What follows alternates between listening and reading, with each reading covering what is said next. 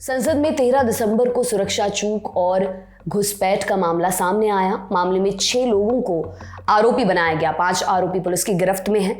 4 पर यूएपीए की धारा लगाई गई है। 1 आरोपी अभी भी फरार चल रहा है। इस घटना से भगत सिंह का नाम जुड़ गया है और ये कैसे हुआ, सब कुछ आपको विस्तार से बताते हैं। इंडियन एक्सप्रेस से जुड़े अर्जुन सेन गुप्ता की एक रिपोर्ट के मुताबिक पुलिस सूत्रों ने बताया ये लोग भगत सिंह से प्रेरित थे। एक और रिपोर्ट है इंडिया टुडे से जुड़े अरविंद ओझा की। रिपोर्ट के मुताबिक सभी आरोपी जिस सोशल मीडिया पेज के जरिए आपस में जुड़े थे उसका नाम भगत सिंह फैन क्लब है। हालांकि इस मामले में पुलिस की जांच चल रही है और इस घटना के पीछे के सभी कारणों का पता लगाया जा रहा है। इस वीडियो में हम आपको भगत सिंह के उस बमकांड की कहानी सुनाएंगे जिसे उन्होंने अपने साथियों के साथ 8 अप्रैल 1929 को अंजाम दिया था। भगत सिंह और बटुकेश्वर दत्त ने सेंट्रल असेंबली में बम फेंका था। इस तरह उन्होंने अंग्रेजी हुकूमत के खिलाफ प्रोटेस्ट किया। घटना के बाद उन्होंने गिरफ्तारी दे दी। दोपहर का वक्त था, घड़ी में 12:30 बज रहे थे। संसद में विठल भाई पटेल ट्रेड डिस्प्यूट बिल पर हुई वोटिंग का रिजल्ट बताने के लिए खड़े हुए। तब वल्लभ भाई पटेल के बड़े भाई विठल भाई पटेल सेंट्रल असेंबली के अध्यक्ष थे, आज के समय में जैसे स्पीकर होते हैं। इससे पहले कि अध्यक्ष वोटिंग का रिजल्ट बताते, असेंबली के बीचों बीच खाली जगह पर 2 बम आकर गिरे। जोर का धमाका हुआ और सदन में अफरा तफरी मच गई। इसके बाद नारों की आवाज सुनाई देने लगी, इंकलाब जिंदाबाद, डाउन विद ब्रिटिश इंपीरियलिज्म। साथ में उछले कुछ पर्चे गुलाबी रंग के। ये HSRA के पर्चे थे जिनमें लिखा था बहरों को सुनाने के लिए धमाके की जरूरत होती है। फिरोज शाह कोटला में भगत सिंह ने अपने साथियों को एक खास संदेश दिया। 1000 पैम्पलेट की बजाय एक अकेले एक्शन से कहीं ज्यादा ताकतवर प्रोपेगेंडा बनाया जा सकता है। वो जल्द से जल्द संगठन का संदेश आम लोगों और युवाओं तक पहुंचाना चाहते थे और इसके लिए जरूरी था एक बड़ा एक्शन ताकि उनकी बात पूरे भारत तक पहुंचे। तय हुआ कि एक जोरदार धमाके से कम में बात नहीं बनेगी और धमाका भी ऐसी जगह करना था जहां से बात ब्रिटिश हुकूमत तक भी पहुंचे और लोगों तक भी।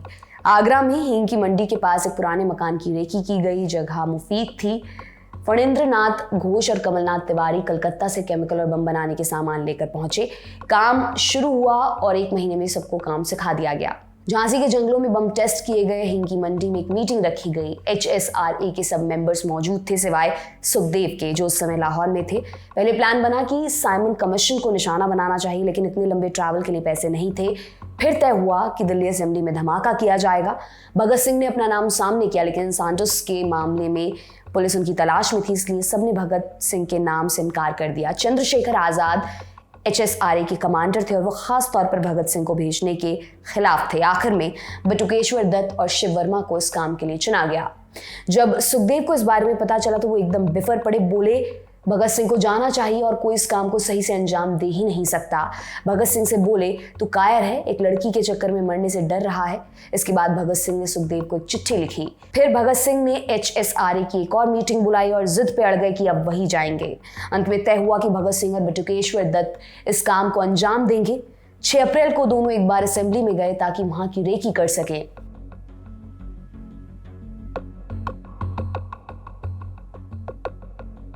सेंट्रल असेंबली के गेट में घुसने से ठीक पहले भगत सिंह ने बटुकेश्वर से रुकने को कहा।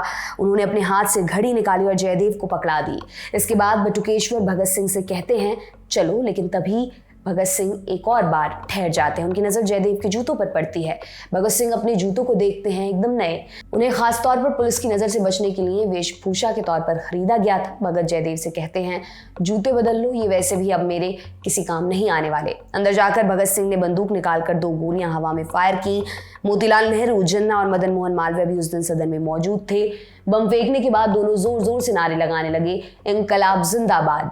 इसके बाद दोनों ने सदन में HSRA के पर्चे उछाले। मुकदमा चला तो कहा गया दोनों ने एक एक बम फेंका था, लेकिन दत्त की तरफ से बचाव पक्ष के वकील आसिफ अली के अनुसार दोनों बम भगत सिंह ने ही फेंके थे।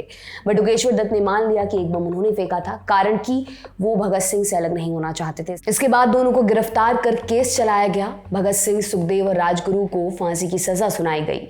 बटुकेश्वर दत्त को इस मामले में उम्र कैद की सजा सुनाकर काला पानी जेल में भेज दिया गया था। बाद में वो जेल से बाहर आ गए। इसे लिखा है हमारे साथी रवि सुमन ने। मेरा नाम दिव्यांशी समराव है। आप देखते रहिए दी लल्लन टॉप। बहुत बहुत शुक्रिया।